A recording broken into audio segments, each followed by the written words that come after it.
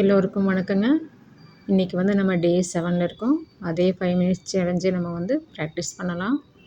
நான் வந்து டே 5ல் சொல்லியிருந்தேன் யூக்கு வந்து தனியாக ப்ராக்டிஸ் பண்ணலாம் அப்படின்னு சொல்லிட்டு.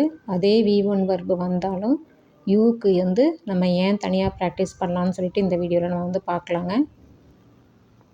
நம்ம பேசும்போது யாராவது ஒருத்தர் கூட தான் பேசியாகணும், எதிரில் இருக்கவங்க கூட தான் பேசியாகணும். அவங்க கேட்குற கேள்விக்கு நம்ம பதில் சொல்லுவோம். நீ என்ன பண்ணுற அப்படின்னு கேட்டாங்கன்னா, நான் இன்னது பண்ணுறேன் அப்படின்னு நம்ம வந்து சொல்லுவோம். இதுதான் வந்து ஒரு உரையாடல்.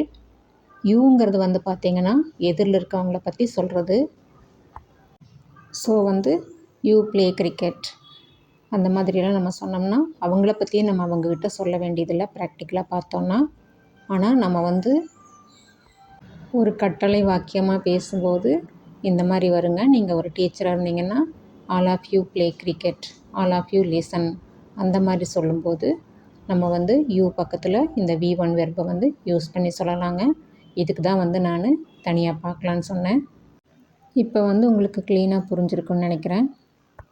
மற்றபடி பார்த்திங்கன்னா ஐக்கு, வீக்கு, யூக்கு, தேக்கு நாலுக்குமே வந்து பார்த்திங்கன்னா V1 வெர்பு வந்து சேமாக தாங்க வரும்.